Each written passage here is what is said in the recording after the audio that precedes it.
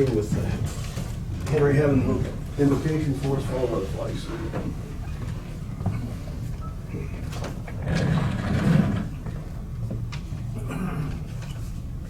Our Father in heaven, all praise and honor and glory be yours. Lord Jesus, we thank you for the blessings that you bestow on us. Jesus, we realize, understand that you created all that is. As it says in John, that without him nothing was made that was made. Lord, come and be with us today. Bring your holiness, your righteousness, your wisdom, and guide our elected leaders in the matters that are presented to them today. Lord, let all of us that come here today be respectful of one another and realize that we are, in fact, our brother's keepers. We're all of one family, so to speak here. We're all residents of Marion County, and it takes all of us working together to make the county function as well as it does. Lord, again, thank you for the blessings we have, and it's in your name that I offer this prayer. Amen. I pledge allegiance to the flag of the United States of America and to the republic for which it stands, one nation under God, indivisible, with liberty and justice for all.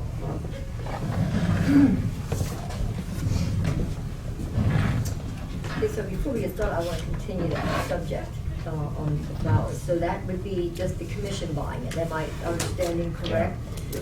So I want to know the facts and details how we're going to proceed doing that. Because I don't want to just do one department head. That's not right. I think we would do that for any department. And then immediate family only, I would think. An immediate family, define immediate family, Okay. because in today's world, that goes pretty deep. Mother, fathers, sons, daughters, and, Husbands, yeah. husband. wives, Husband, wife. What? And, Step. no.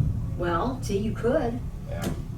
It's, And then when you get into, and this is where our policy comes into play, and I say this because over our juvenile detention, we changed everything over there, because in today's world, you have people that have been living together for many years, okay? So do you include that?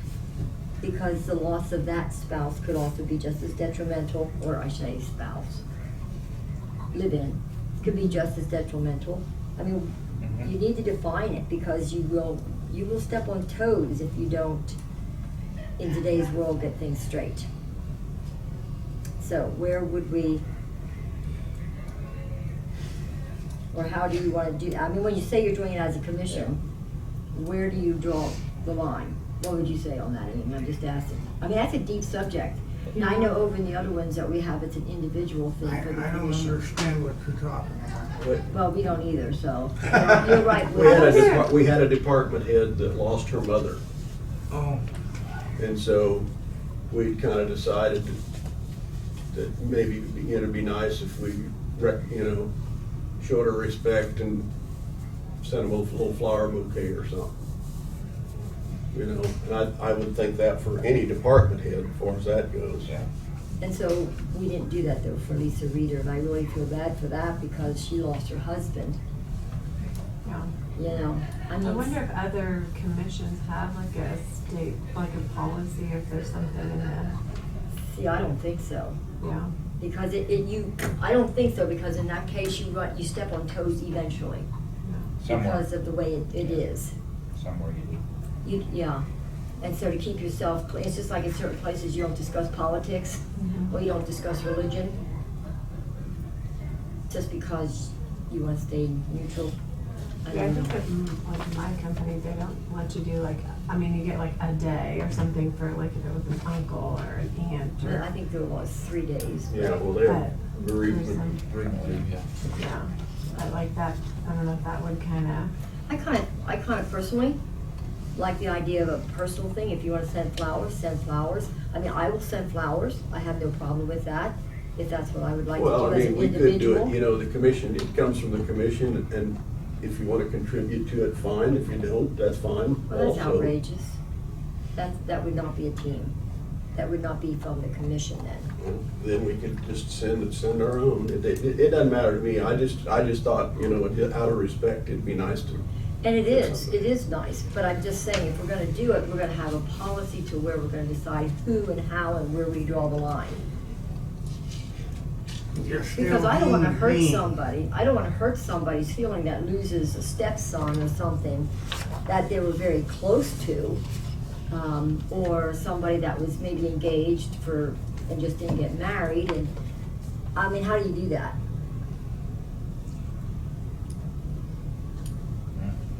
I mean, I'm not trying to You gotta minimize put- the loss is Right. terrible, I got Right, that. Oh, And I Right. just think, why don't we just do it this way? We'll go ahead and send her the card, and then if a commissioner wishes to do something, they do it on their own. that sounds fine. That way you don't have, you know, we don't have to have a whole nother blown up policy or something like that. If that's satisfactory to all of it. Yeah, 'cause I will agree with you, Diane, that somewhere you step on somebody. I mean, whether it's stepson, whether Yeah, it be, you know, yeah. Mhm. And then you come back to the part, well, that's not included in there. So, Yeah. well, wow, they don't think too much of my stepson or something like that. But I know it does. Yeah. People's feelings get offended very fast, especially in those times. okay, that suffice? Yeah. But I- Okay, go ahead, Tina. Okay, I have the minutes of September 30. Okay, you had a chance to review those minutes from the September 30th meeting? So I'll make a motion to approve September 30th minutes as written. Second. Second, all those in favor? Aye.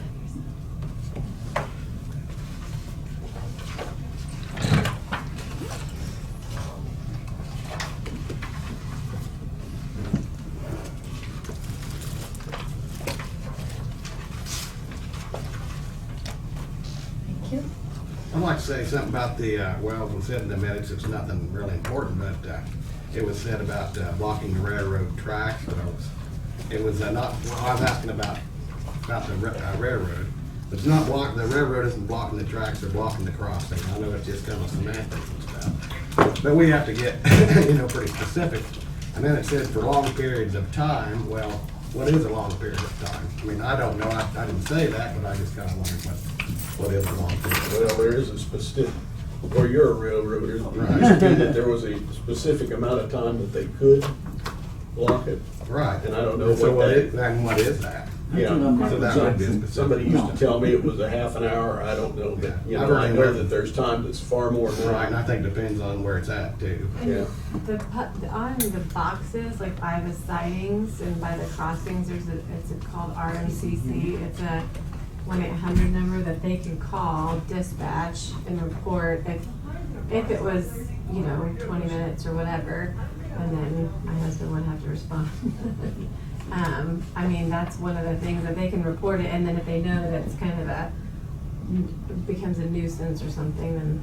What if they schedule it to do that way to where it goes into a siding and it stays there for several hours? Well, that's where the problem is. I mean, if they schedule them and they don't break the train and they know it's gonna be in there for hours, that's Like where in that's, Ramona. Like yeah, in that's Ramona. where the problem is. And especially going into a city, but that's where you'll find all your sightings is at the city, because that's where But I these get water. know even down by Walton, when they set those, when they're sitting there, they block 2 or 3 crossings, sometimes they're so long. Yeah, when you hit 15, or come down 50 there. Yeah. Well, yes. I used to sit down like over at Clements, and you'd have to go about 20 miles.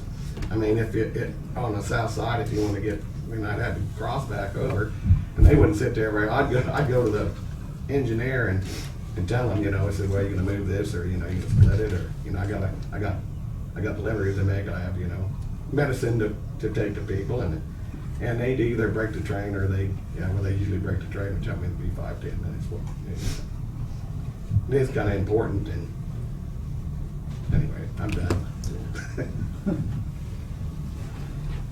Go ahead, Peter. Okay, I have supplements. Sorry.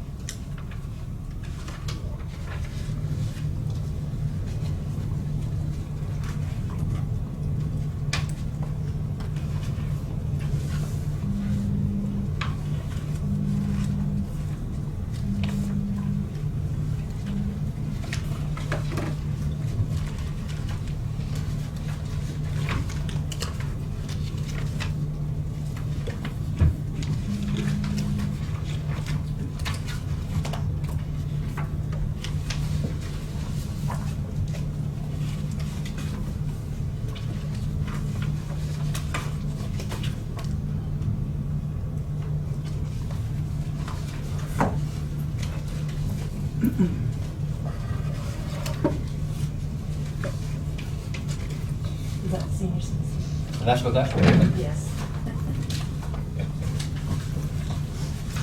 Do you want the other 75 cents to go to scholarship, or do you? Yeah, that's fine. Yeah, put it in there.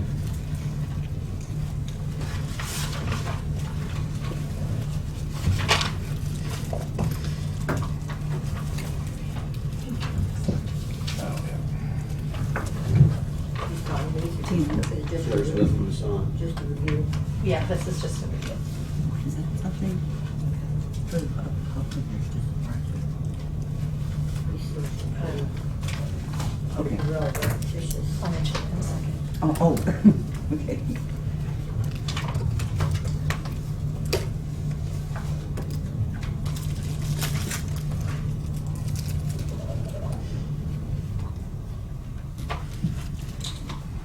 Okay, Randy just reminded himself that we have the senior citizens luncheon coming up on 17th in Hillsborough. I know you said you were gonna be on. All right, Randy, you just signed I will up. be there, Are you yeah. planning to attend, Diane? I got to check my schedule. I'm not sure if that falls on one of my, let me check just once. Okay. That's on a Thursday.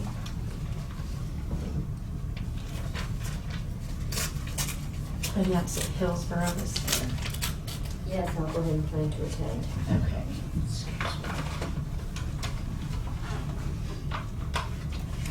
And I can And I'll have you get- fill I'll out the get- form and everything after. Okay.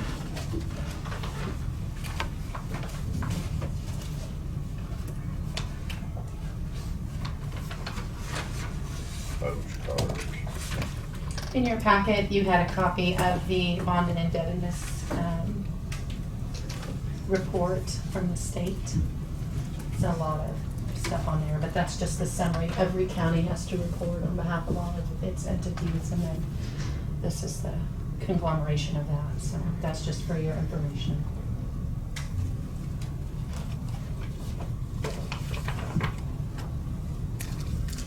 Last week, I think it was brought up about, somebody had asked about the regional commission meeting, or within the last couple of weeks, and I got an email from Geary County. So they are hosting the regional commission meeting, and it is scheduled for October 22nd in the evening. And that is a Tuesday. Weeks from now. That's where? It's at Munson Steakhouse, I assume in Junction. She didn't say what city, but That's it's in right off Junction of, City. that's right off of I-70. Oh, okay. It says social time from 5:30 to 6, dinner at 6, and then the agenda will begin. So Okay. I do need to do an RSVP with those that are going to be attending that. So, I would plan on. okay. How do you spell Munson? Can you add us on? It Yeah. is? Okay, I got it, but. So all three of you My and cousin's wife is Munson. everyone will plan then to attend. Yeah, yeah. Okay, or do you need to let me know, Randy? No, I'm fine. Okay. Unless I'm on call, I don't know, I go on call later, once we hit. Okay, I will get that RSVP in.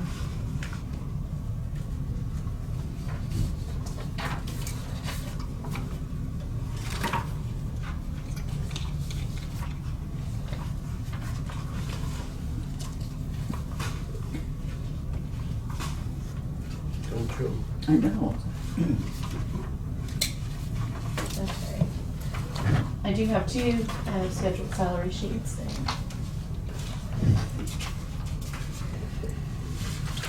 Okay, first one is an ambulance from Linda Rutherford. 6-month raise as an EMT from 12 to 12.25.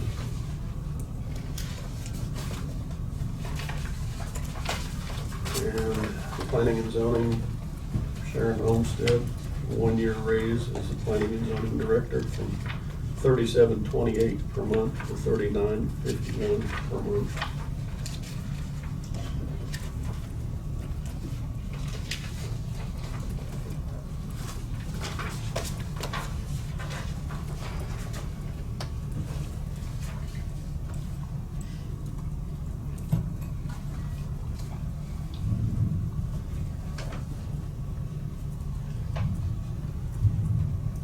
I'm trying to remember, did we have a set amount on this?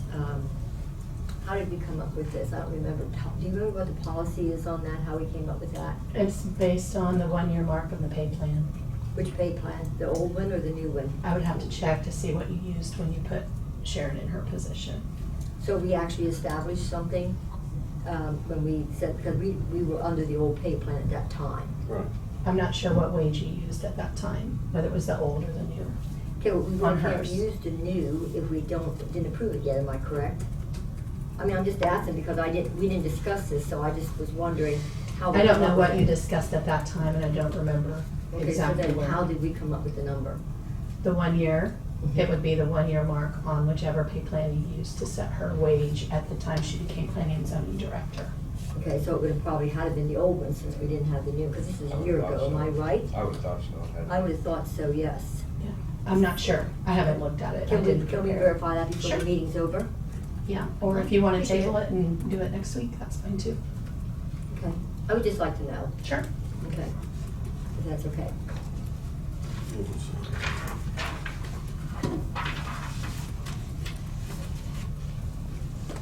I know sometimes when you're doing the department heads, you kind of set those a little different, Mhm. so I'm not quite sure what you did on hers. I didn't go back and look at anything, so, Yeah, I did, and I don't remember at all. okay. But I know since we don't have the new one approved, we shouldn't be going on that one yet, I wouldn't think. I mean, that wouldn't be fair to other people either, as we're giving these raises. Would we have went to the steps or?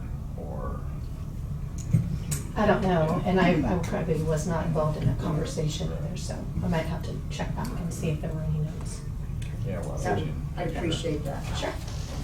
So maybe just table it till next week. I guess we That's can okay. table that Give me a till chance next to look week, at yeah. things, that'd be fine. Then we got some business for next week then, too. You do. Can I have that other one? Oh, yeah. Thank you. I was gonna pass it to. Oh, I did. Yep, it's all signed. Let me see this.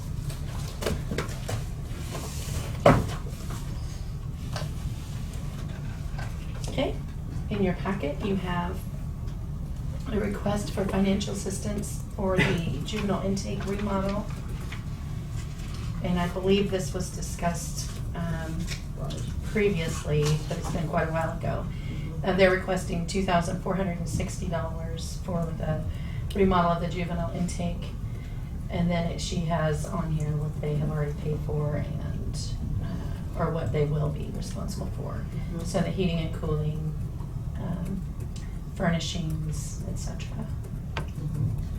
And we, if you remember, we did discuss that, and they were remodeling that so that it was suitable for small children. Right. So that's why they had to replace the carpet and all that stuff, because it fall around and all kinds of things, so. I would make a motion to go ahead and approve that expenditure for the assistance for intake and assessment on the juvenile intake and assessment for $2,460. For how much? $2,460. And this is strictly just Marion? Yeah. Right here in Marion, yes. Down at the fire station. Yeah. I just, as long as they're using it, I don't know, I'm not in touch with the, if we're using it, fine, if we're not using it, we've talked about it a long time ago, if we haven't used it yet, why then, what are we doing it for? Well, we haven't used it yet, as this is, right now, this is so that we can get it ready. Before, we always had, like when they had to remove children from the home, it went with the police officer and things like that, and in some cases, it's hours that they're holding small children and things, which is not acceptable from KDHE and different places like that. And I don't remember exactly, how's it gonna affect Ramona, and how's it gonna affect Gossel?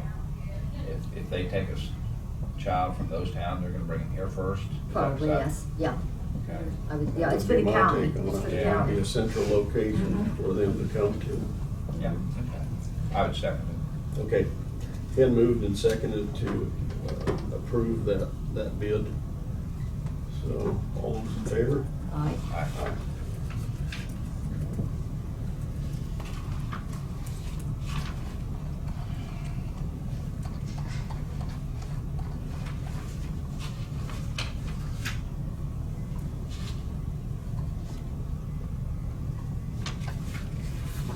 Okay, I think that is all that I have. Okay, all right. So can I say one thing before we do go on, because I have a bill here from Midway Motors. I think under administrative would probably be the time to do this. That I was given to from a person up there that was driving their car on 330th and hit a great big pothole and immediately lost power steering, lost their anti-skid and their anti-lock brakes, and the car they lost control of any type of steering. Had the car towed away to Midway Motors, and of course the car was repaired, and I can't remember the mechanic's name at Midway Motors, but I do have that information, who has verified that on this particular car, and probably many others that we don't even know about. What happened was when they hit that hole, the way they hit it, it actually knocked out that sensor. And when that sensor is knocked out, it just disables the power steering, anti-skid and anti-lock brakes, just like that. And so they had the car repaired, and so they're requesting that the county reimburse them. It's $430.34. I do have the information from Midway Motors, who done this work, who said that this is what causes, when they knock them out like that, that's what happens. And so I said that I would present it to the commission, see if we'll reimburse them for it. And so here's the bill for it, and I can get the rest of the info. It's late Did they this go morning. through our insurance? No, I didn't tell them to do that. I thought that would be something that we should at least make a decision on here before. That is the procedure. Yeah. They need to, it would be a claim submitted against the insurance, and the insurance would handle. So the dealing individual with just the goes individual. right to the insurance? Well, they Okay. would, generally, they contact the road and bridge department, and we can submit that. Okay, okay. So, but it does need to I be. just assumed that it was. Nice way to start, thank you. There you go, Bryce. Okay. I just worked for the commission because I just thought it was appropriate to do that. Yeah. And there has been some concerns, haven't heard any lately, when we switched over from, last year, when we switched from one insurance to the other, I think. There had been some concerns early off. I haven't heard any lately that they was turning this kind of stuff down, so. If this is an insurance deal, then I guess it is what it is. Yeah, but, I mean, I'm just saying that there was concerns early. I don't know how it's going. I haven't heard any lately. Okay. But you will get called as commissioner on when that happens. Oh, yeah, I've had several. And I do have that information. I'll provide to you, Bryce. I'll just text it to you sometime this afternoon if you want to consult with this person who did the repairs or whatever it may be. We got potholes that big on 330th, over to the east. Yes, sir. We do. Now, they did quite a bit of patching and things like that, but the interesting thing was, now this particular instance happened, I don't know, what, 4 weeks ago, something like that. But when they came out and did the patching, they didn't patch all the holes. They patched some of the holes. And the crazy thing is the holes that are in the middle of the road are the ones that I hit every time. Because before you know it, there you are, and it's in the middle. So, but I'm glad I have an older vehicle that don't have all the sensors. That's why 330th was on the list for work, so. Bryce and I had this same discussion probably last week or week before on when our crews are there and fixing them, the public expects us to fix everything. Yes. And sometimes our crews get the serious ones first and leave some of the others. So it is a public deception that, well, they didn't fix it. Just what you just said. Well, they don't fix everything. Mm-hmm. So that's something that Bryce is working on the way he talked to me, and I just passed that on. That discussion happened in other places here just not too long ago. And that's an interesting concept. I would enjoy to hear the answer to that if the crew is there, especially considering time and money. Why would they not just, they're here fixing this hole, why don't they come over here and fix this whole one? I mean, I'm just wondering, what is the theory behind that? It's a logical question. I've asked the same thing. So, Oh, okay. yeah, Okay. you know, I thought you had a scientific answer for that. I don't know about scientific, but there's just, Okay. again, you know, it's Okay. dealing with people and communication, and, you know, I've sent people out to fix stuff, and we need to be better at communication to exactly what needs to be done. So, I do know on 330th that's been a constant battle all year. You know, it wasn't good shape to start with after this rain and stuff. It's definitely not any better, so. Like I said, that's one of the routes we had talked about, if you really want to save it, we need to do something, so. And on the flip side, I also have to give them kudos. The Road and Bridge Department did an awesome job on 370th last week. It was a road that was horrifying, and I think the mailman gave somebody a little bit of a tongue lashing, and and they actually had service people coming in to fix their dishwasher and would not come down that road because it was so bad. And I think it was a haul route, am I right? Was. A haul right? Yes, And but anyway, county fixed it. People were grateful, and got done Yeah. very, very quickly when they realized that it was either we do it or let the people stranded. So I do want to thank the Road and Bridge Department for acting as quickly as they did on it. Now, what's your next idea? You gonna send a bill to the Yes. company? Yes. Well, I would certainly Yes. hope so. I sent an email about that about an hour ago, Okay. so. Good deal. Okay, go ahead. Okay, we started out bad, we went to good, now we're into the meat of things, so. Transfer fuel bids. EP service was low bid.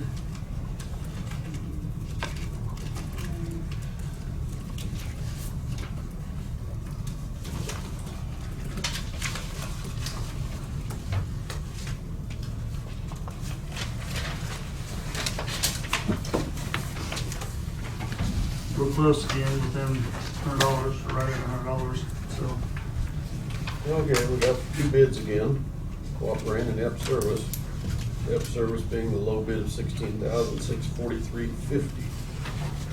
So I'll make a motion to go ahead and approve that. Second. Moved and second, all those in favor? Aye. As far as that too, I was talking to Vicki this morning, and she said that even after the first year, they tried to get other people to bid and they never do respond. So I don't know if he wants to still go back and hit that again to see if we can't get NFA and Occasionally we need to do that. package trailers, whatever else, just to see. I mean, I don't know why they're not, and it's just a matter of selling fuel, but, or maybe I need to contact them and say, hey, would you, why aren't you? I don't know what the deal is, but you'd think they see that in the meeting, or either the meeting minutes or in the newspaper every week, and if they were interested, they would, but, if not. Where to who knows? contact them. Yep, so, And can I expand on that just a tad? yeah. I think it would also be advantageous to the county if we seek bids for rock. It would be almost the same thing. You do it for fuel, why should we not put out bids for rock? Set the standards and let each, however often you do it, once a month, Well, whatever. no, they send out yearly quotes saying this is what's gonna cost for the year. So The problem is with quotes is where do you really go? I mean, we've got the 2 quarries to go to. Typically Harshman's is less expensive than Ham's, but I mean, I don't know how you're gonna get quotes per month on rock, because their price is not gonna change every month. Well, I said, well, monthly or however, quarterly or however you could do it. I don't know if they would be willing to even do that. They send us out a first year, this is what the price is gonna be this year, and if you don't like it, it's the way it goes, go somewhere else. So, And did the truckers do the same thing then, trucking? most people don't complain about it because where else you go for rock? No, but I'm just saying there's a lot of different companies for trucking. Are their prices pretty much all, and I'm just Yeah. asking what your Yeah, opinion they're, is. 'Cause I mean, I did that. most of them are, they're like everybody else, they're looking for money, they're charging the least amount they can to still cover all their expenses and everything else, so yeah, they're all reasonable. It depends on how far they have to go and stuff like that, but yeah, as far as rock and stuff, and those are pretty well set. Trucking companies like anything else, a lot of times when you go out to look for them, even if you're a week or 2 or 3 out, you still have a hard time. Because I mean, nobody books all, Kevin Robinson in particular, he said, yeah, I'm booked at least a week out.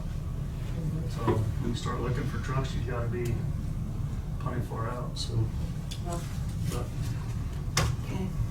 a permit from RK Communications for CenturyLink. They are doing some work on their lines, basically from the southwest corner of the county, down McPherson, Harvey County, or the corner right there, basically up to about Goldenrod, Holly, diagonal. None of the work will involve our right of way or stuff like that. All of it's gonna be, and most of it's in private land. If they do come onto county property, there's no problem. They're all low volume roads, stuff like that.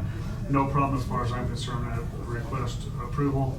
They do cross K-15, so I did tell them that if they wanted to, or if they're gonna do that, they should at least let KDOT know, just to make sure that that's state right of way. What So, about crossing any of our dirt roads? yeah, they're boring underneath them and they're tied on either side, so there's not a problem. I told them, they talk about that all safety requirements will be followed and stuff, so I don't see a problem with any of it, so. Okay, so this is an agreement between RK Communications and the county for work to be completed.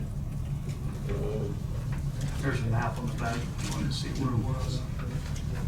They have like 4 spots or so in our county. They're actually going all the way from Rice County, all the way up on that loop through there. Yeah, So, it's, the very southwest corner Yep. of the county. They're, Also. But they're going on private land and putting cable? It's already there. They're just putting in new boxes or whatever Oh, else. okay, so the cable's already there. Yeah, yeah. Okay. They're just digging up at certain locations and stuff in between I'm not working on, so. Okay, any other questions on that?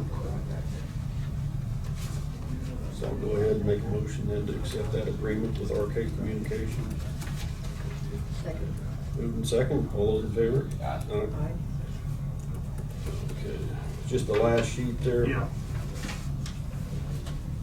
No, the one before that. That's the, can't, That's not, it's the one before that. the one before that has my signature on it, sorry. That's the release of the bond or something. Yeah, it's on the bottom right. Okay. Do you need that?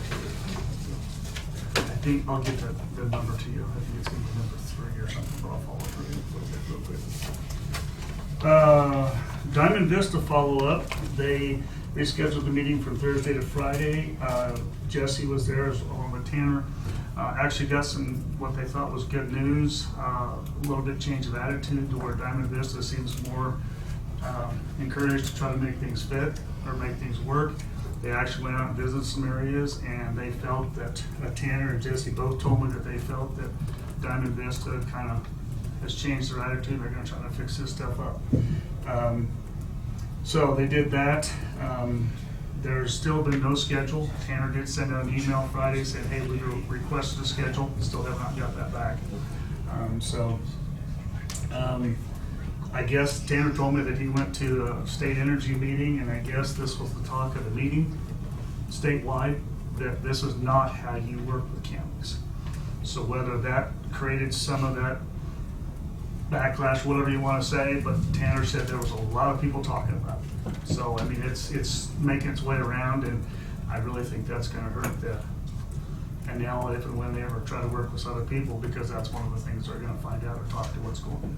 So, be what it may, that's just what he said, but there was a lot of discussion. I would assume most of that was probably at Tanner, because he was the one that was, you know, the project manager or whatever for it, so. But anyway, I will add to that too, you know, talking to the different commissioners like I do keeping, it is, all eyes are on Marion County and the way we are being treated and the way we handle that treatment. yeah, It's amazing how that discussion, we'll probably find out when we go to Gary County. And that'll probably be part of the subject matter there as well, because it's just what other counties are dealing with sure. and noticing, and so what we do and how we do it, but they're really paying attention to the problems that we're having.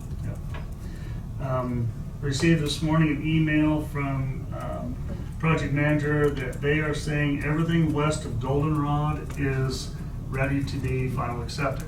Now, like I said, that email just came out. I'm going up there myself. One of the things that we had talked about was reprocessing the roads to make sure there's not all that excess rock on there. That's one of the things I'm gonna go look at. But they're saying everything west of Goldenrod, so we're gonna, they've at least brought that back to us, so we can start working with that. Not saying we're gonna wholeheartedly. So would that work hand in hand with the phase-in that we've talked about? I had sent that, I believe I sent it all to you guys too, as to what was going on, what the plan was.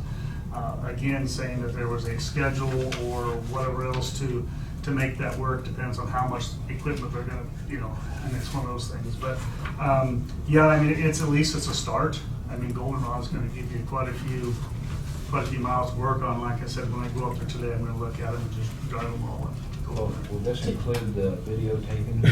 What would be the final inspection? Yes. Would you, before you do it though, you still haven't amended the road maintenance agreement. Right. We So haven't that has to be done before. Right, done- right. Yeah, we don't wanna sign off on it. Well, and that's, yeah, like I said, I was just kinda curious to see what things are like up there, if they suppose they've done that much work, but yeah, obviously we've gotta do that too.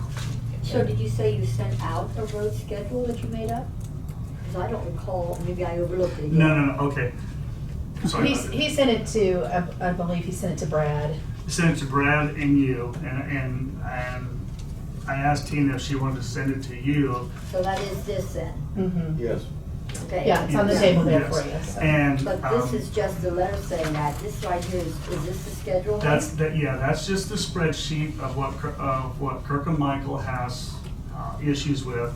And then on the right-hand side, I kind of broke it up into, 5 different areas. Sent it to Tina and Brad just to get their input. The way I understand it was that's what we were supposed to do, so that Brad could write up a letter basically. And I think what Brad was looking at was maybe a guidance from you guys as to what time frames, how that needs to work. So Brad this morning had asked that I go ahead and give that to you this morning, and you review it. He would like input on it from the commission. So Yeah, okay, so this little tiny thing here is what you're saying is your breakdown. Right, I just Your went through breakdown. on anything that hadn't been taken care of, I just broke it down into like 3-mile sections, going all the way across. And then they didn't have anything past, whatever my last one was. They didn't have anything on there, so really couldn't make that, but. so it's possible to use that in the agreement as phase-in? Yeah, that was, like I said, that's why I sent to him and Tina, if she wanted to, obviously give you guys a copy, just depending on, I what. think we should have had a copy, that'd be good. well, yes, but he sent it to Brad and to me, and Brad was the lead person on this, so Yes. I left it to him. I figured he would do whatever needed to be done.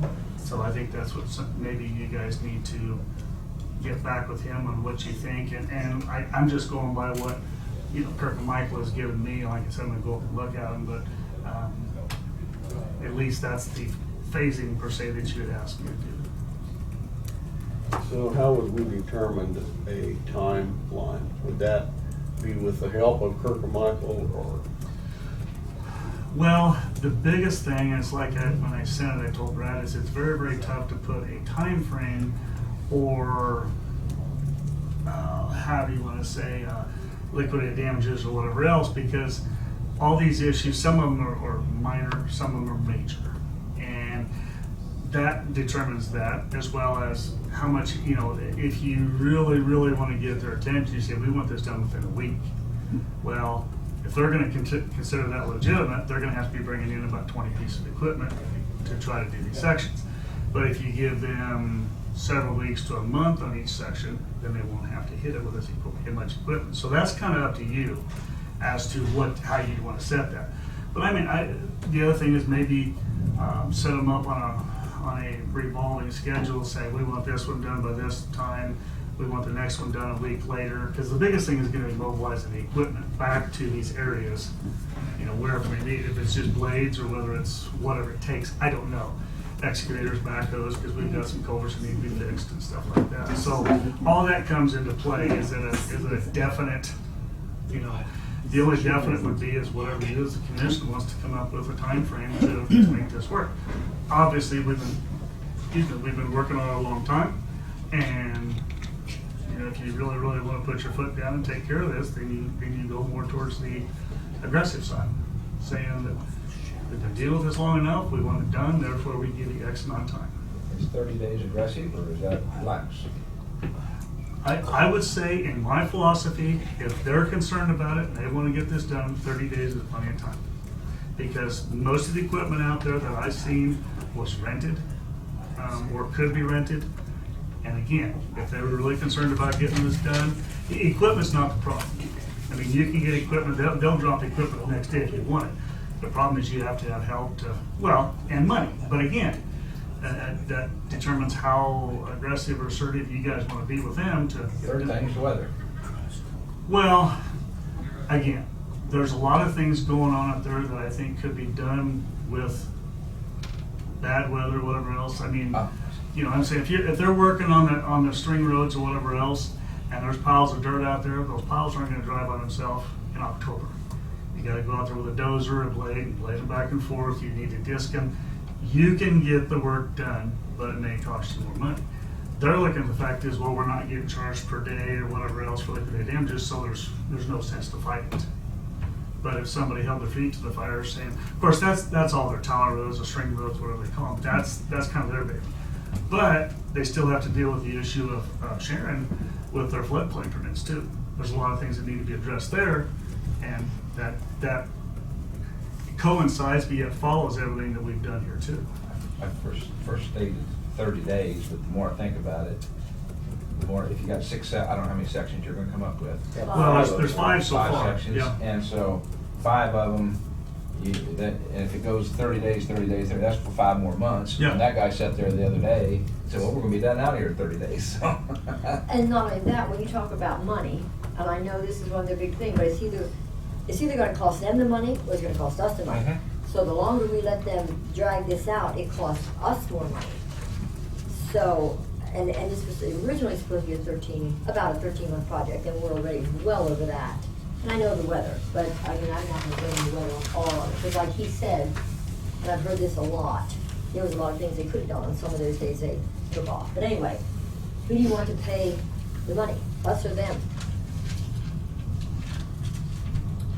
Yeah, we may want to be a little more aggressive. And I can tell you right now, I would like to, I could propose all the things I want to. I know Brad's gonna be the same way. You guys need to set what you wanna do. In section 1, this first section you've got, they go along and you're 90% happy, but 10% over here in that section 1 is your concern, okay? So are we gonna clear the other 90% and then just take the 10% and say that's all we need you to work on? We're gonna clear the other 90%, then it's gonna become county. No. Honestly, I think that's 100. I think then you're I setting mean, yourself up. The biggest problem you have there is the documentation. Yeah, then Now- you still have a whole bunch Now, of stuff left behind. the biggest thing that I'm gonna be looking for is the road in good shape, are the ditches in shape, and are the structures in shape. That's going to be 98, 99% of the issues. there may be signing or whatever else, something like that. But that's the three issues we have to worry about, because these roads have taken a beating with all that traffic and stuff. So, you know, I'm not saying that the culverts were fantastic to start with, but they agreed to go back to as good or better condition than they were before. Now, that's two of the issues we're having right now. One of them we actually agreed to. If it was a bad structure to begin with, we actually agreed that back when Mark Donorama was here, we agreed that we would supply the pipes if they tore out the structure. So, I mean, we were willing to work. If ultimately comes down to it, that's what we need to do. I mean, we were gonna furnish some pipes regardless, because the other option was to put a concrete culvert in there, whatever else, a box or whatever else. But the other one, they put a steel plate across because they knew it was breaking apart, and they still have 4 inches of rock on the top and have another thing.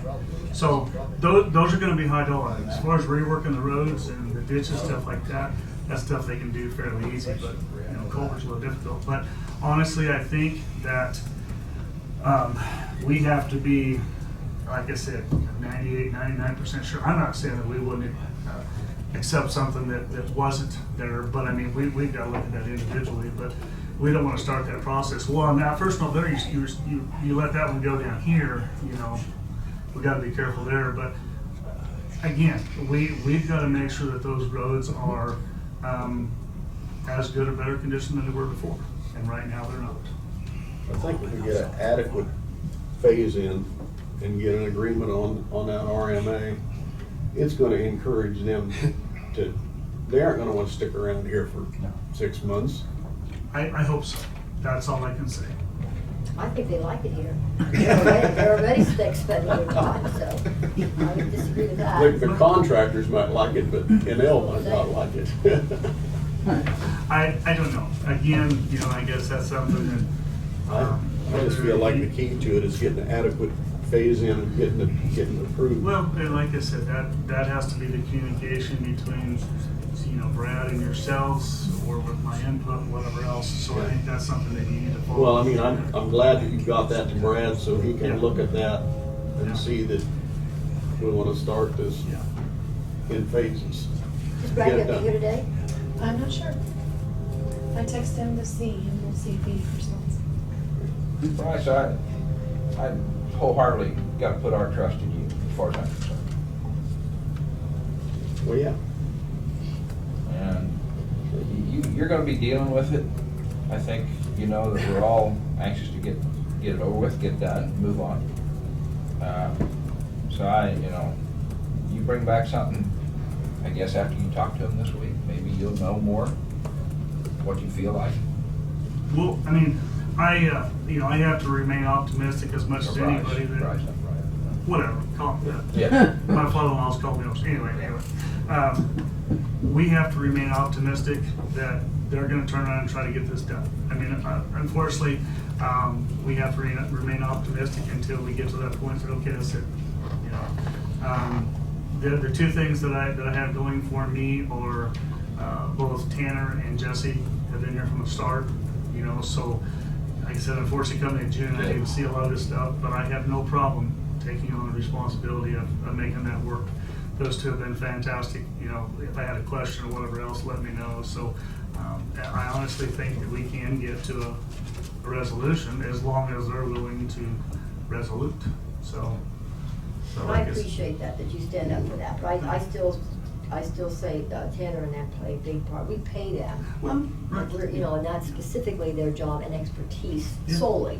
Yeah, but So, they've all been great, because like I said, when we talked about 370th, I talked to Jesse and Tanner on speakerphone, so, and we all had the same agreement, we were gonna get it done. That's great.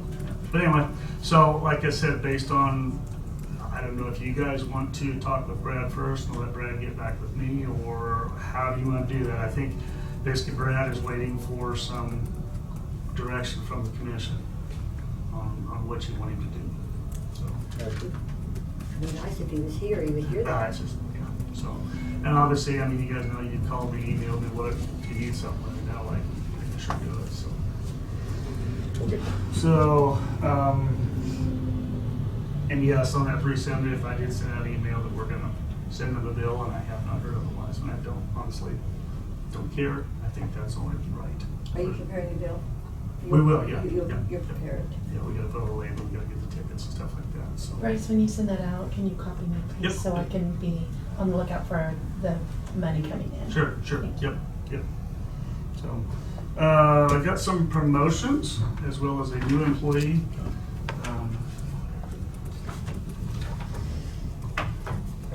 Okay.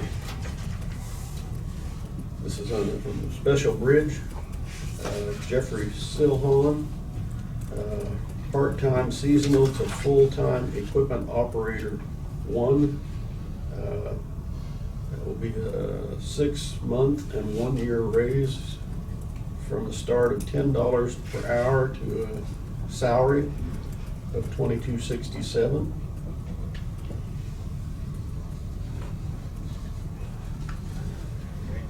Then we have, under the road and bridge gravel, Fred Philpott, promoted to equipment operator 2. 6-month and 1-year raise, moved from Special Bridge to gravel. And under the road and bridge blacktop, Glenn George, promoted to equipment operator 2, 6 and 1-year raise from $23.56 to $24.86. I have just one question on that. Silhan, is that Dave's son? Yes, And so, that's why he's in the culvert group, not with the other guys. So, totally understand the issues, so. I'm glad to see it. I mean, I think it's fantastic that son, cousin, nephew can work in Mark County together. I have no problems with it, but I just know that it could create Yep. issues, and the supervisor has to be. Yep, totally understand. Yeah. Well, and the other thing is both of them understand that too. Yeah. They don't Good. want to cause any problems. Right. So, Good. Are they under your supervision, both of them? they will be, well, that's where it's set up, so.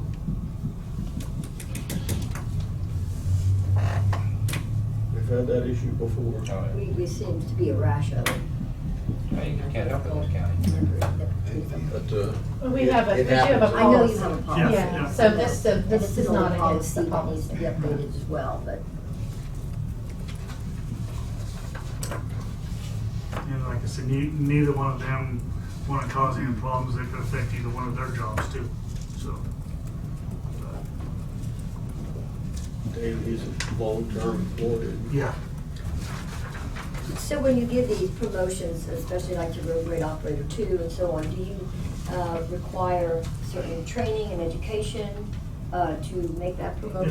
It's set up in the position description. I know, I read Yeah. those, and I'm asking, do you require all that? Well, yeah. Because I know in the past we have not. No, that's part of what they've done. Okay. And Fred actually moved him from the culvert division, and he became the blade operator because he actually requested that. We provided about a week and a half, 2 week of training with him, out on his way, part of it with him, part of it on his own, and watching him, making recommendations. He's taken on, he loves it, so we actually placed Ernie's. I'm just saying, all I'm saying is I have all the job descriptions, Sure. and I've read them all, and I just know that we have people in positions that are not qualified, so I was just wanting to make sure that you're making I that understand, change. yeah. I mean, it's the same thing as the nepotism policy, that's what we have to do to take care of things, so. But, And so do you even include a little bit advanced education? Because I know even in our job description, the education part is somewhat vague. well, one of the things we do is we have, quarterly or every 6 months, have a safety meeting, all stuff like that.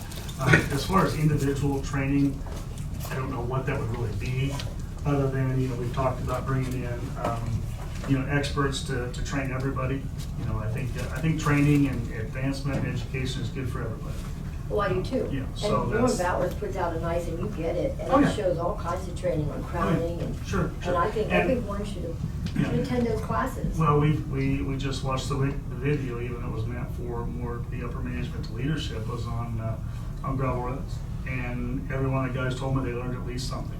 I'm sure. So that meant a lot. And that's exactly what we want to instill. Norm is actually working on a pamphlet right now that to update for motor grader operators, because he's received lots and lots of requests. So, yeah, I wholeheartedly believe in KAC and stuff like that for that kind of stuff. There's a lot of information out there, and we just need to take advantage of it, so. I personally would like to just see that type of training Sure. versus Foley Cat and all that type of stuff. I think that those trainings are by far more detailed.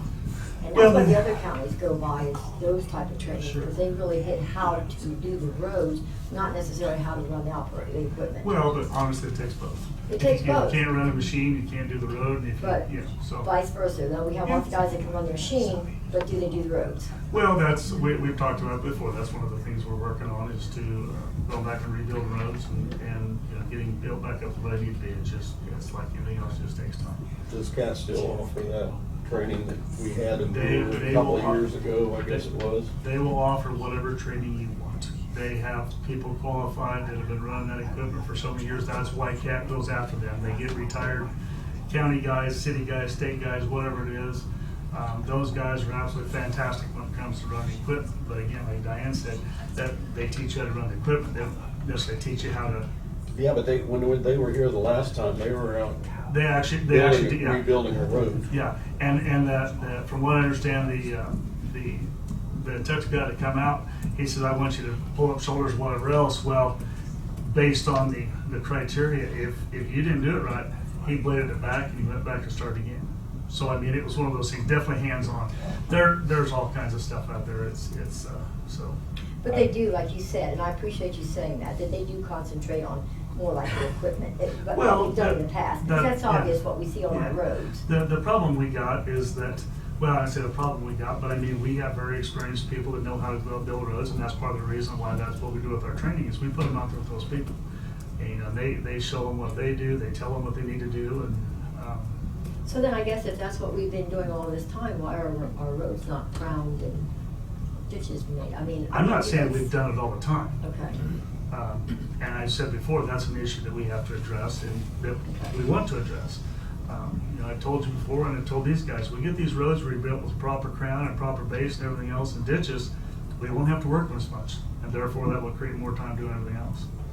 But it's just taking time to get all this stuff done. We're finally to the point to where we've caught up for the most part of that situation. We've actually done a little bit of rebuilding. We're just trying to get there now. We're looking at the fact is we gotta get ready for winter time. Any work we can do between now and then, so. Guess maybe that's why we have some new supervisors, because other supervisors come in here and tell you to flat blade something. That's why some of the roads look like they do, because they was told to flat blade. That's what the operators was told. I got that. I agree with that. Just my personal feeling is, I hate to see that, but that's what we have, and that's what I have to turn around. I told before is, with the morale and getting these guys, I think the guys are excited to go back and do that stuff. I value their opinion. They've told me, most of them told me, I said, we love when you come out here, you ask us questions, we bounce stuff off you, and I said, that's what it's about. So, I'm looking forward, so. You're good. All right, I did not get back with the flail guy on the excavator yet. We're playing phone tag. We should get the skid steer information today or tomorrow.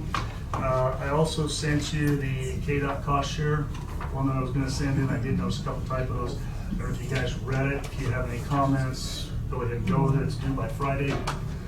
I'll send in pictures, stuff like that. You did say you want to go 35%. So based on that, the only other cost I kind of forgot was we'll have to have some inspection out there to do that, but I don't think that will be that awful much. I think we can get by with not doing the hired out kind of guy. I think we can hire somebody ourselves and get them trained. But anyway, so if you don't have a problem, that'll submit all those projects on the 190th. Finally, we've been doing some looking. We had a little bit of copies for each one of you. We had a little leak up at our shop. It was around a gas vent on the shop up there and kind of leaked. So the guy that was with the company that originally put it down went up and looked at it. He caulked some areas, but he said that we should be looking at replacing and/or doing something to the roof up there. I don't know how many years that's been up. I think it's been like 20 years or something. Where's that at? At our shop on North Cobble. Yeah. It's got that white urethane or whatever, so one picture on the vertical wall Right. shows it, yeah. So I don't know if it's something that we need to replace the whole thing or just put another coating on it, whatever the case may be, but, yeah, I was kind of noticing that one where we've got a forest, I don't know what's Yeah, going that's on. it. Has somebody drawn a garden up there? Yeah, I don't know what that is, if That's that's. a tree. Yeah, Yeah. if that's still, and like I said, we've never really gone up there because you gotta take a Pretty ladder, nice. but it's just, yeah. So maybe that's the new way is to plant, anyway, but, I'm gonna do, yeah, so we obviously. need to Urban address- garden. Yeah, we need to address that, but I would also. It's got water. Yeah. The south shop, out the south yard, the south shop, that we keep the bucket truck and stuff like that, it has some leaks in it, needs to have a skylight replaced. And then my sign shop up there leaks pretty bad too. Talking with Eldon Het, his recommendation was probably it just needs to have the nails taken out, screws put in, would probably solve most of the issues.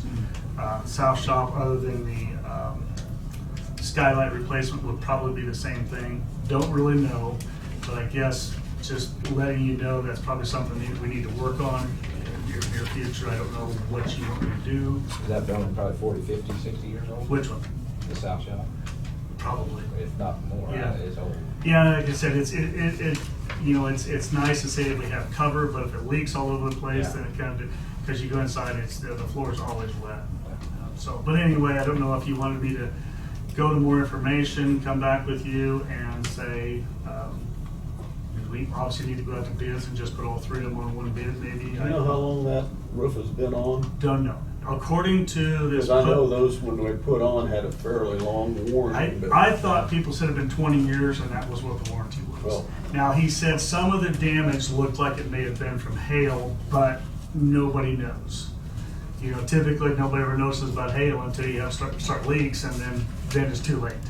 He said he did caulk the areas where we haven't had leaks since then, but again, it's just something we need to look at, so. So, I just want to get you, that's the pictures he sent me while he was up there, and you can obviously there's, and even with, those are supposed to be UV resistant, they're not UV proof, when the sun beats down them as long as it does, that's gonna wear, yeah, it's gonna wear out, so. But anyway, so I guess I'll, New shop would fix this. Yeah.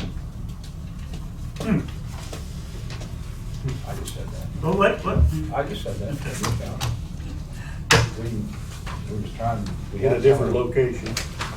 Yeah, it has to be a different location. We had some money saved back for that, but it's gone now. We use it for other projects. Well, and I totally understand, you know, it's one thing, but this, you know, it's a maintenance deal where I hate to have it start leaking anymore. There have been, I guess, a few leaks in the past in the sign shop too that have caused a problem, but maybe that's where the tree roots are growing in, I don't know, but, so. Anyway, so, that's all I have unless you have something. you said we'll get the interest rates and things like that, for the buckets maybe today. You said you get the information from the Yes. skids Yeah. steers today? Yeah. Yeah, I'd be interested to hear what that would be. Okay. And just want to verify one thing, I was wondering, when we do sell the old one, Mm-hmm. will that money then be applied to the lease directly, or just go into We the can budget? do whatever you want to. Well, I'm asking the question. Yeah. Um, And I honestly would like to have it going back to the equipment fund, but Okay, so then you would actually want to keep the 5-year lease a 5-year lease, well, is what you're saying? again, I mean, whether that's the decision you guys want to make, if you'd rather pay it off, what we had talked about was, I believe it was we would lease it, and then if we had money left at the end of the year to pay it off, we'd pay it off. Is to save money. there a rule that when we sell something, specifically a machine that we're buying new and that we can't have that money from the sale go back to that machine? I wouldn't think You there'd know, be a let's say it brings rule. 20,000. No, I mean, if you sell something outright, you typically, since they have the equipment fund, that's where the money is deposited Okay. generally. Okay. So whether you I don't pay it want- right out on the new A lot of things. equipment, that's fine. Okay, So whatever you guys decide. I just didn't go to that piece of equipment myself. See, that's what I was understanding, in a way, that's what you had suggested. Yeah. And so, but then that kind of went to the wayside, so then I was just, and the next question is, when you get your information, then I would wonder, since it is a 5-year lease, would they allow you to do that without a penalty? Yes, They would. yes. So You- we could pay that What, amount. basically, with Bobcat, the machine comes out, they're contacted a week later by, I think it was the Sterling State Bank. You send them your first year's payment is $8,000. They will not contact you again for another year unless you want to pay it outright. You contact them and they will give you a payout amount based on that, on whatever's left, whether that's 1, 2, 3, 4, 5 years down the road. Or you could wait the 5 years and Bobcat will come in, take the machine, drop another one there, and start the process over. See, and the reason I'm asking that is because if you take, let's just assume, I don't know, I think you had said at one point in time, our machines are in good condition. And you expected, okay, and you expected to get a fair price for it. Yes. And so if we pay the first payment of $8,000, okay, and then let's just take a hairy guess and say we get $35,000, $40,000 for a machine, is that what I heard you I'd love to hopefully get that, say? yeah. Hopefully, okay. Then in essence, we would have paid the 5-year lease off with that amount of money, because then you would have your balloon left of the Mhm. 20-something. Mhm.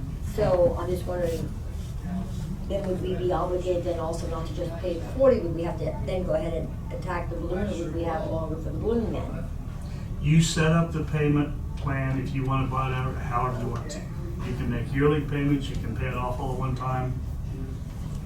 Okay, so we'll still be making that decision. Yes. Yeah, so like on some of those leases, the terms and conditions don't change. I mean, Correct. okay, so you start out with an $80,000 lease or whatever, and you pay $20,000 a year, and you make the 20,000, and then you have extra money in the equipment fund, so you pay another 20,000. You still have that payment the next year, because the terms and conditions haven't changed. You just paid You're not, towards yeah, principal. you're paid ahead, Right. but you're still obligated to make that each year's payment until it's zero. Right, but what I'm saying is if it's set up on 5-year, and you have the 5-year number, and then they have a balloon number. So if by paying ahead, we get to that 5-year number, and all that's remaining is the balloon, No, it won't move then up. I wanna know, do we have one more year to pay that balloon, or how will they handle that at that time? It's all set on You Because we can't- wouldn't what- just be 1 month ahead, or 2, we wouldn't be 1 year ahead or 2 years ahead, we'd actually have fulfilled our contract. Whatever is left at the time you want to buy it, if it's after 1, 2, 3, 4, 5 years of lease, whatever the case is, whatever is left, that's what you either agree to pay outright or set up a payment plan to pay them. You sure? Positive. Okay. That's what he told me. So that's what allows you, if you want to go with 1 year, that's what we talked about, was a 1-year lease. Well, to lease it, they would like to have the equipment back because they make more money on resale than they do. They make very little money on contracting equipment. So by just starting that process, getting this piece of equipment out here, we pay $8,000. If we come back and whatever that difference is would be 864, was what, 46,000, whatever it is, you can pay $46,000 cash and you own it. What about the balloon payment then? There is no float payment. Well, there is a 64,000. No. That is if you carry the lease out for 5 years. Whatever is left is a balloon payment if you want to buy it. After Okay. 5 years, if you Okay, don't if you want to buy it, I assume that's yes. what we want to do, is buy it. Well, ultimately. yes, but you were talking about the cash flow. At least if we pay the $8,000, we get the machine here, we can sell the other one. If at the end of the year we have extra money, then we can in turn buy it outright for whatever that is. Okay, so we're kind of on the same sheet, a little different though, because I was assuming that we were gonna buy it outright. So if that is the plan, then I'm saying if we pay off the 5 years in advance, then all we have left is the balloon to pay it off. Really, you're not even paying the 5 years in advance. You're buying the piece of equipment outright off of lease. So if we're buying it right outright, then we have to come up with the total amount of the lease plus the balloon to buy it No. outright. Not No. the balloon. Well, the total amount of lease, We'll let it go. every lease is applied towards that amount. There's really no interest on that. That's how that money that you pay in every year, I thought $8,000. it included simple interest. No. That's what No, your no. paperwork says. That $8,000 is Bobcat's way of getting that equipment out there. That include, the way they set it up was they originally said, okay, we're gonna do a 1-year lease, it's gonna cost you $15,000. And they're like, no, we're not gonna do that. But if we went with a 5-year lease, well, then we'll get down to $5,000 a year or whatever else. So what they did was they just kind of said, okay, we're gonna lease it for $8,000 a year, regardless how long you keep it. And there's no interest. Correct. So every little bit that you're paying is applying towards that principal. So whenever you decide to buy it, if you decide to buy it, whatever's left that you haven't paid is either the buyout amount or you refinance that amount to pay Sterling National or wherever you get a loan to pay that amount. And I'll have to go back and read because I thought I Yeah. read that No, it said simple interest. The but simple interest is when you go to buy it. And if you don't, well, what I'm saying, if you don't finance through them and you pay it outright, then there is no simple interest. Bobcat's a little unique in that, Yes. from what I can Yeah, see. everybody else charged a simple interest fee, and they're just, like I said, they don't make that much money. Because he told me, he said, honestly, on state contracts, we make, I think he said they make $300. And he said that that's the reason is they want that equipment is much more valuable than coming in off a lease, off of government sales, Yeah. because they know governments will take care of it. And a lot of entities just keep rolling them. Yeah, yeah. Yeah. So, oh, and I also say, as we had talked about leasing motor graders and stuff, I'd actually contacted both John Deere and Cat about getting me some information about leasing those motor graders as compared to buying them. So I'll bring it to you later on, but, so. Anyway, Okay, nothing else? thank you, Bryce. Okay, thank you. Okay, is Lisa Reeder with us? Lisa Reeder? You're next. I'll wait to see that for you. Oh, boy. Hello, Hey, Lisa. Good morning. good morning, how are you guys? Good, how are you doing? Good. Congratulations on your Thank you, thank you. I don't have a lot this morning, just a few things to go over with you. Relist is completed, we're still in the process of data entry. QC is done also, still have, I guess, a couple more parcels, I shouldn't say, have a couple more that the staff had some questions on. We've got land and neighborhood and depreciation analysis, and the ag market analysis has all been submitted to the state, so that's ahead of schedule. Splits and combos were completed in late September. I don't think there's been any questions or problems with any of that. The first quarterly report's been submitted, that's due mid-October, but it's already taken care of. You guys should have received a letter stating the county is in substantial compliance. Right. No problems there. Couple orders of business. I did receive an NRP application, kind of like what we've had in the past. They weren't aware of it, so we have to just have your approval for it. It is on a Christian Peterson at 130 South Coble here in Marion. He's just putting up a 26x46 garage. It would qualify, but it, like I said, he was already completed when he realized that the revitalization plan was available, so they'd have to have your okay to be on the program. When they get a permit for that, is there any information given? I believe they do, yes. They just, yeah, I guess he didn't understand it, or he talked to Brian about it and said he wasn't aware of it, and somebody else had told him about it. And so, but he did supply it, like I said, it does qualify. I just need your guys' yes or no. And generally, if you approve that, which I don't believe you've ever denied a late one. I know we've approved several of them. in the Yeah, past. that's by motion and vote Right. to allow them to participate. Okay, so you have that. I do.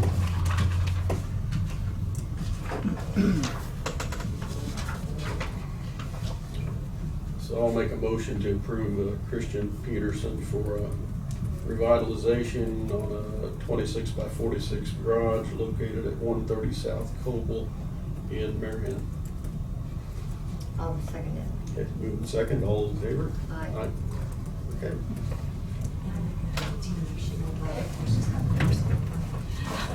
Thank you. You bet. And I'll get this then- back to you. I don't actually have that copy or destroy it. I Oh, have this the is a original. copy? Yep. Okay, perfect. And then I was just gonna let you know, just to kind of keep you in the loop on the tax relief program that was going on. I have only had one phone call that I actually mailed information to. So the worry or whatnot of what was gonna come in has not. Now, when they get their tax statements, that may come back again, I don't know. But so far, I've only mailed one application and they have not returned it. And it was to, well, the lady called in, but it was for her son in Peabody, but she did not give me any information of what or who the property was.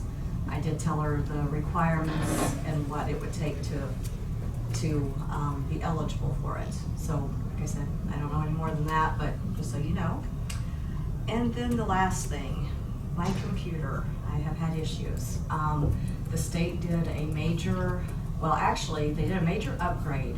And so they had to go into everyone's system, uninstall and then reinstall Orion.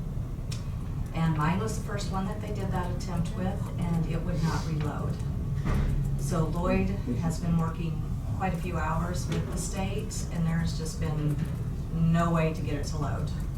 Lloyd's looked over everything, and I finally just said, stop, because, I mean, we're gonna put more into support than just replacing it. It's, as you guys know, I've had issues with it the last year.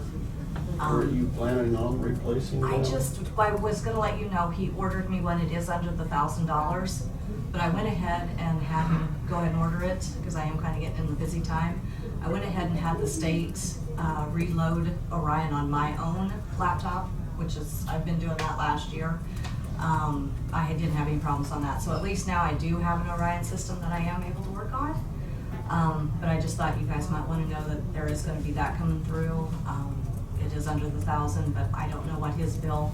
Like I said, I finally just said we gotta stop because we're just putting more money into something that's not going to work. So the other one, and it popped up this morning, Jessica's, and we're putting a call into the state on it. It did the same thing. It kind of glitched, and they deleted the cache, and it went ahead and loaded. But this morning when she signed on, Orion was gone. So we're not sure how it would have been installed or uninstalled over the weekend. We're gonna have the state look into that a little bit before we call Lloyd over.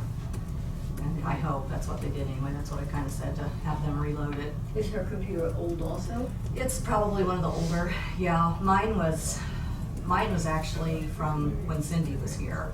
So it was through Cindy and Ray. And so it's been a little while, but I'm not sure on Jess's how old it is.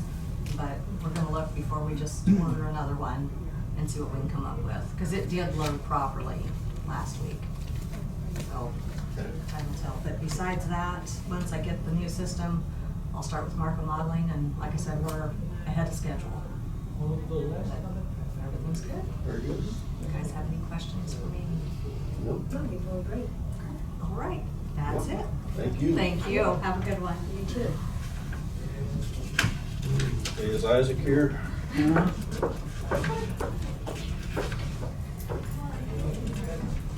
Morning. Hello, Isaac.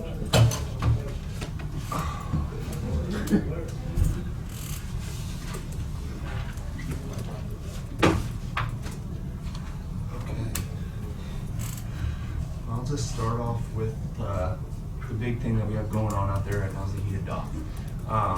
Last time, I think, when I spoke with you guys, we were at, I needed to find 3 contractors to come in and bid out the project for the new dock.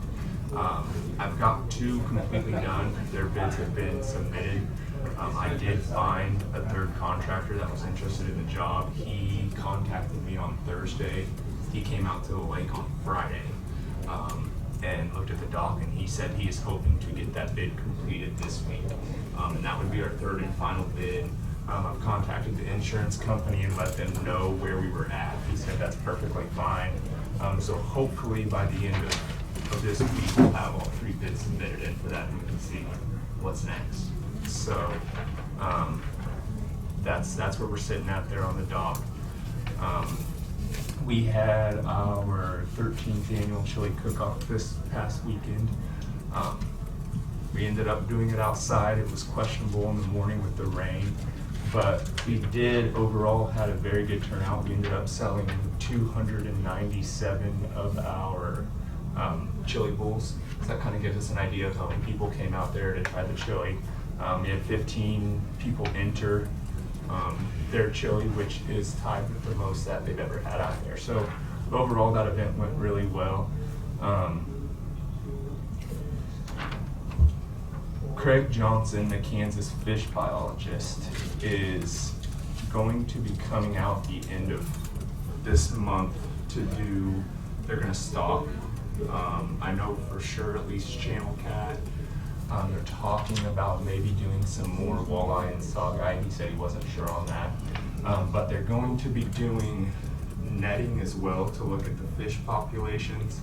And then they're going to be doing a crappie study. He said they're doing this study at 6 different lakes throughout the state, and ours is going to be one of them. I think he said they're gonna start into this month and run it through the spring, which is their spawning time. He's just gonna look at kind of their populations, their size, where they're spawning throughout the lake. So then I think the goal is to be able to put in some of that artificial habitat to help produce a healthy spawn every year. So he should be coming out, he said, the end of this month to start all that. K-State, their group study started back up. They're gonna do 3 groups again this year. I think they had a total of 23 kids in the class, which is bigger than last year. They came out to the lake last Saturday and met with Matt Meyerhoff, Lisa Suderman, and myself. And they haven't picked exactly what they're gonna be focused on yet this year. But they said they should know that by, I think their date was October 14th. They had to have that submitted to their professor. So we should know by here in the next couple of weeks what they're gonna be looking at this semester. The next thing I received this in the mail. This is a company called Passport America. What they do is they offer, it's kind of like a camping membership. Their members pay $44 to their company. If we want to be in, it's free on our part, but they put us on a directory, their website, they advertise for us, and their members have a card. Well, when they come out to the lake, they can camp, but it's half price for the members with the card. But we can exclude any weekends that we want to. So like Labor Day, Memorial Day, the Bluegrass Festival, 4th of July. If we don't want to participate those certain weekends, then that membership fee and the discount do not apply. Those weekends are up to us to exclude, but I thought it could possibly be beneficial, you know, for off-season, late season, or even, you know, May, when we're slower, to see if we could potentially get some more campers out there. Like I said, it's not a cost to us. They have I think it's October 15th deadline to get in their annual book. They said if you do it past October 15th, you'll still be on their website and all of that. And they have a bunch of mobile apps with campgrounds, and the lake would be added to it if we wanted to. But I thought I'd bring it up. I got this in the mail. I talked to Adam about it, and he said that they've sent one every year, but we've never participated. I thought maybe for the off season it might help us at least bring some people out to the lake. But I thought I'd bring that up and see if it'd be something the It's commission might be just interested. another tool. Yeah, and So I wouldn't have any problem with it. okay. Then the last thing I have, and I'm not sure how to handle this. We've been getting gravel and millings from Road and Bridge. They've been working with us to do that. We've ended up getting, I think we've had a total of 6 loads of millings dropped out, stockpiled, which are now all gone, and we've been getting gravel. I don't remember when this was, that the commission agreed on stockpiling gravel for the residents and the residential roads, which is great, and I mean, it's all worked out great. We've had a couple instances now there's a couple residents out there that have tractors and their own dump trucks. And it's happened twice now where they'll come down there with their tractor and their dump truck and they'll want everything that we have. And tried to work with them. I know the last time I've had an instance, I ended up telling them no, just because there's a lot of people out there that need it, and I probably have been getting gravel once every 2 or 3 months when Road and Bridge has time to deliver it out there. So what I was asking is to try to see if I could get permission to maybe limit people to 2 or 3 loads, tractor loads at a time, opposed to, because what they were doing, and it happened with our gravel first, is they had their tractor down there, they load up the dump truck, drive it back, dump it, bring the dump truck back, load it up again. And their argument is that, like I said, I don't know when this was, that the commission said that they can use this rock as they see fit. And it's just hard, especially when you just get 4 loads and then it's gone in 3 hours and it's went all one place. Yeah, looks like we need some limitations. Yeah, and it's been okay. There hasn't been any, not too big of arguments, but it's just, if we could limit that just so, and like it happened with the millings, and that wasn't a problem at all.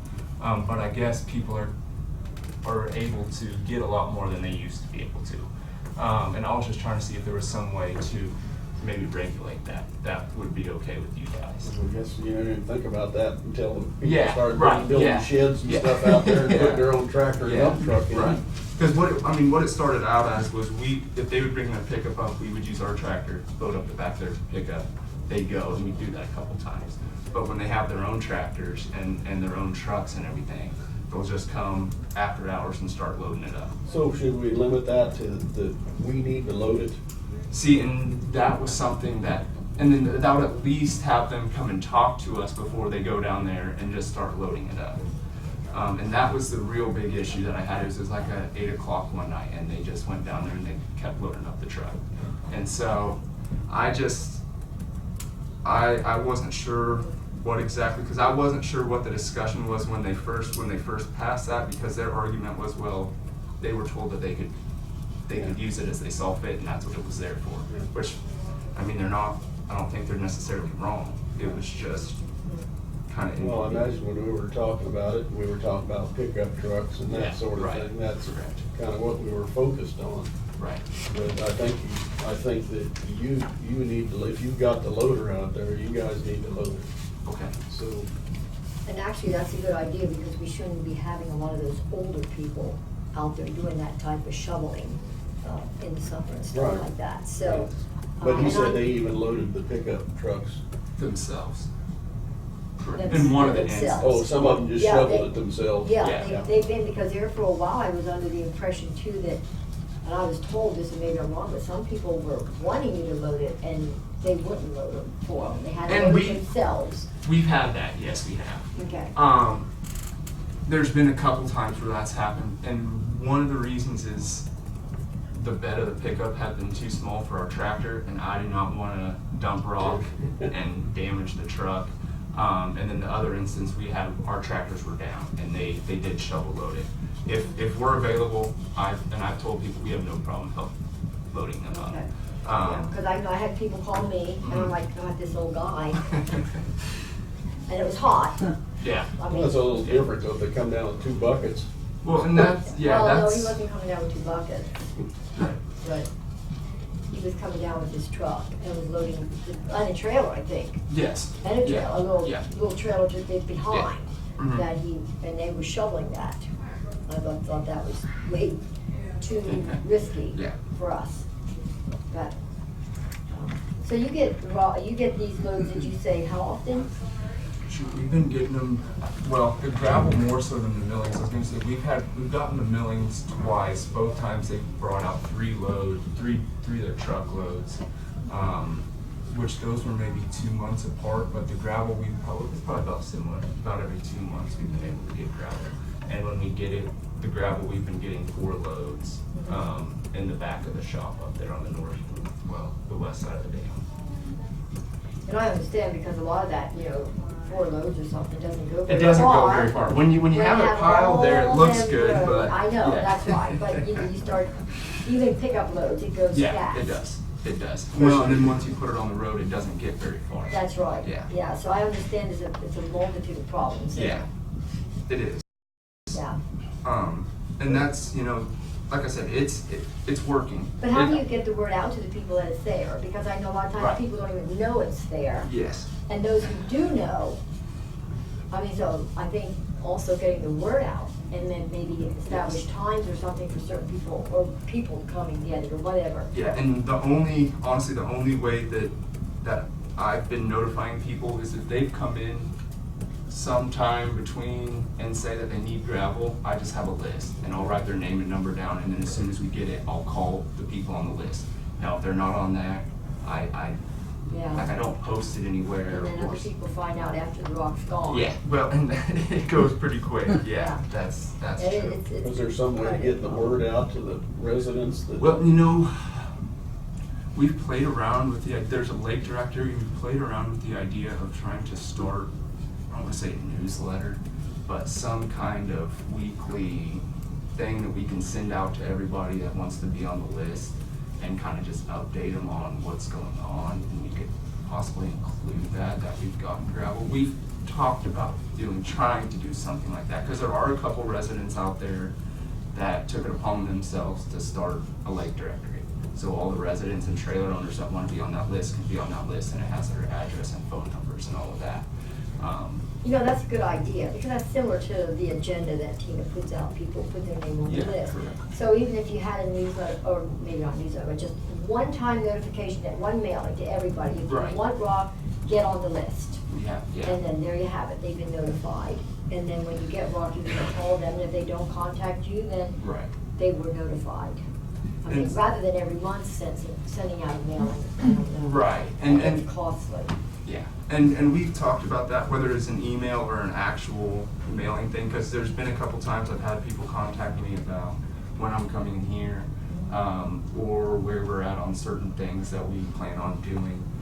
So that's something that we have talked about it. I'm not sure if there's a better way to do it or not. But I just know that it's kind of been the last couple of months, we've had some issues with it, so I just wanted to see if maybe there was something that I'm missing that might Well, work you just don't better. want people to take advantage of it, and if Correct, they've got the correct. equipment, they're gonna just haul the whole pile away. Correct. That's not fair to the rest of the residents. Right, and then that's kind of what I've tried to explain is that, I mean, if they need it, I don't have a problem with it, but I have 10 other people that are expecting to Yeah, get some of this. and they notified you that they Yes, need it, yeah. yes, and so now that it's gone and I'm not gonna get it for probably another month or two, then, and so that's kind of where the situation was coming up. But I think if we did, whether it was 2 tractor loads or even 3 bucket loads, I mean, that's perfectly fine. That would be perfectly fine. It's, and like I said, the real big problem, it's only happened 1 or 2 times so far since I've been here. Yeah, because I mean, I'd hate to see one resident with 10 inches of gravel and the next guy's driving on mud. Right. Well, and that's everybody kind of thinks their road's the worst, and none of them are perfect. They all need work, but I'd just like to be able to spread it out as much as we could. Sounds like some kind of notification is probably what you're gonna have to do. Okay. Yeah, and then if you limit it to so much equally to everybody or whoever comes, that's it. Okay. So Isaac, do you know when the last time the rent on the trailer homes was ever raised? Do you know if we've ever had an increase in the rent? I do not know the answer to that. Do you have any idea, Tina, when we had an increase in the I rent? can look at the minutes, because it was discussed, it's been several years ago. And the reason I bring that up is I've had several people, I was out at the chili feed, Mhm. and I've had several people say, well, our taxes go up. Well, what about the rent on the homes? And it's an interesting thing because there is maintenance. We've cut trees, we've done different things, we've done water lines, et cetera, and so forth. And I just think we need to look at the rent of those homes out there as well. And they rent the lots and Lots. they purchase the homes. Got it? So- That'd be great if we could at least check that out. Sure.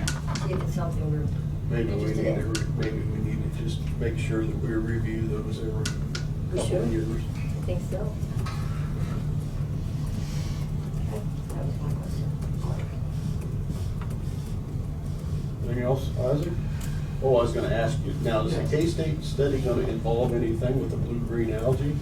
So there's one group that I'm pretty sure is going to be, because if you remember that would have been the first, I think it was the first group that was here right after I started. Right. They took the soil samples Right. from the bottom of the lake.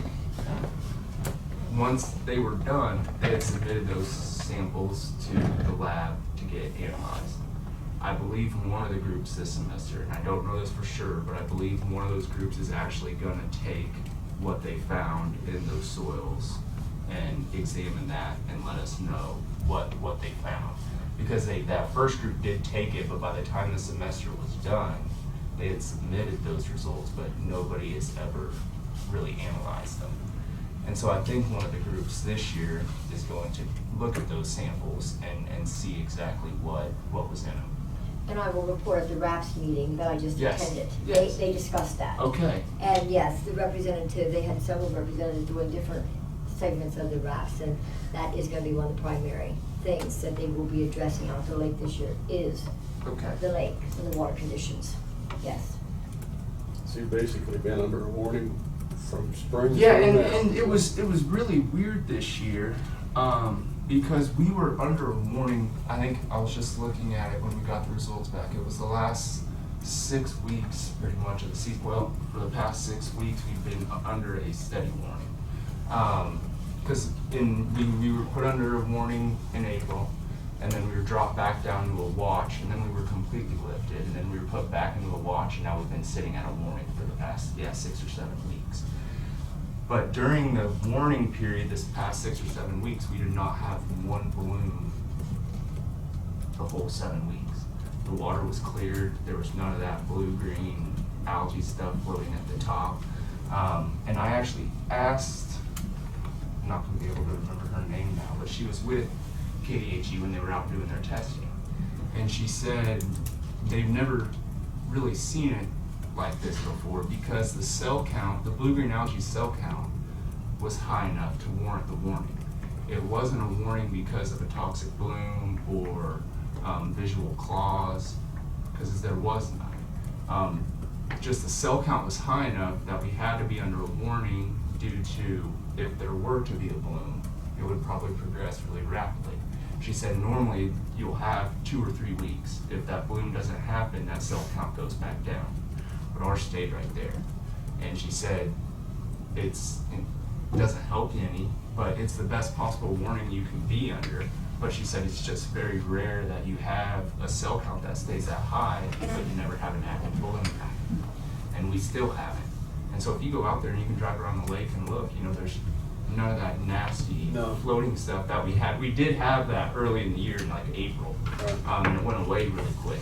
But the stuff, it's just the blue-green algae cells, which they say the toxicity of that's almost zero, but you can't risk it, I guess, because that cell count's high. It stayed stratified within the water column. Yeah, and so that was what was frustrating to me, because on multiple occasions I had people come out and say, why are you guys under a warning? The water looks fine, but it's just because of that cell count so high. So it was frustrating. Yeah. To say the least, but it was weird, since we didn't have any of that. The It snow definitely affects the population. Yes, count. absolutely, absolutely. And like on our revenue report, I know June, looking at it, I think June was probably the busiest month that we've had, at least in the past 5 years, that I could go through and look at those revenue reports. And in June is when we were under that watch lifted stage, and then I think it was the weekend after July, 4th of July, is when we get started that warning. And The public you looks can at tell. that because Yes. it hits the news every week. Yes, you can tell. Okay. All right, anything else? I think that's it. Okay, thank you. Thank you, guys. Okay, Brad's with us. Do you have anything for us, Brad? Probably a really short executive session, attorney-client privilege, contract negotiations, specifically Expedition Wind, some elements of an agreement with them. How long do you think you need? 10 minutes.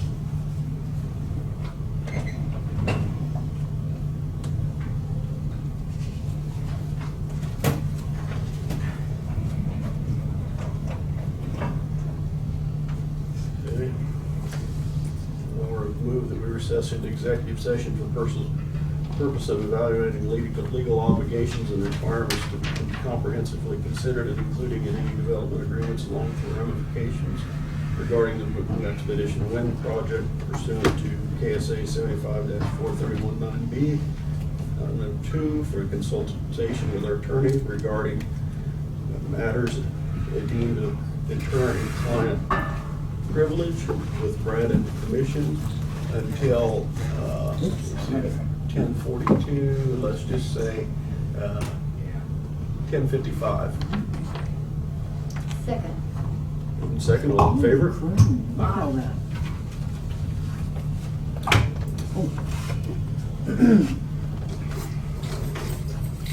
I have all my recorders. Taken.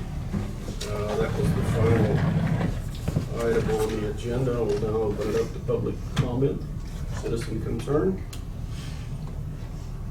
Nothing back on the railroad yet, Brad, or? Nothing yet.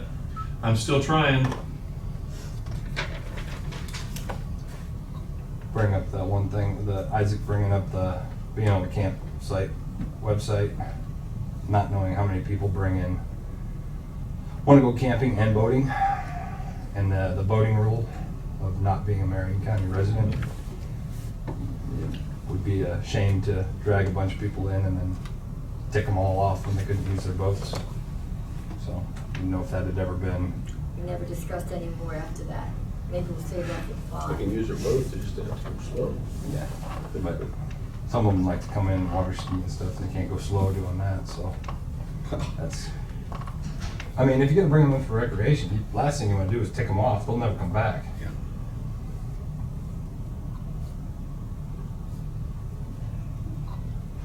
Another good point to discuss when we get the 5 in. Anyone else? Okay, you had your opportunity. That was it, so I'll make a motion to adjourn. Can I ask Brad one other question quick? Have you heard any more about the road right-of-ways and this thing and all that? The old ones that were abandoned and that kind of Yes. thing. Haven't heard a word on that either. Nope. Okay, I haven't either, so I was just wondering Yeah, what the deal was, if anything was moving along or not. all I can do is call again. It's kind of the way with railroad as well. Just keep bugging them until somebody actually knows something gets back with me. All we can do. Okay, got it. Chain of command keeps getting longer. Mhm. Made a request. Would you ever get a hold of anybody in Verizon, Diane, or? I've made several phone calls to Verizon because I am gonna pursue that if Verizon is who I have to call about the phone. And I've made several phone calls, and that chain of command is horrible. And then you wait, their time on hold never ends. And so I haven't made any success on that either, but I am working on that. So, and one final thing before you adjourn the meeting. Next Monday, I notice there is nothing on the agenda that I can see from here. And it does look like it's a holiday. Columbus Day. It's not a holiday for us. Okay. On the agenda, But so far you do have just the regular items. You have admin, road and bridge, emergency management, and sheriff. It's their scheduled time. Sometimes they come and sometimes they don't. Mhm. And then planning and zoning is on. Okay. And Kent will be gone that week. Deb will be gone, and I do have an opportunity to participate in something else, and I'm almost thinking maybe I won't be here either. So maybe we could just cancel that meeting. Is that a possibility? Without a quorum, it would almost be a must. Would you, really just wouldn't matter. No later.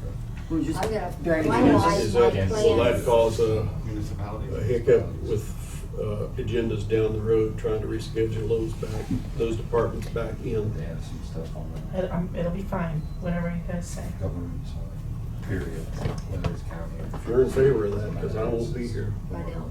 Like I said, I do have the opportunity to participate in something else, which I really would love to do. And it's a perfect time to do it, really. So if that's no big deal, and I don't want to waste the public's time. That would take official action. There will be no meeting on the Yeah, 14th. I've got it. I've got it. And maybe you have something you can do on election day, ready, or I don't know, do something else. We always have plenty to do. I'm sure. Well, then I'll make a motion to go ahead and cancel the October 14th meeting. Okay, I'll second that. All in favor? Aye. So the next one's the 21st. So, that's the way it looks. Might be a pretty busy one. Looks like it's already starting. I see it. I see, from here I can see that there is, I couldn't see anything on that other one. Okay, Okay? motion's still on the table to adjourn. Oh, I'm sorry, second. Okay, moving second, all in favor? Aye. Has anybody? I have to be on late.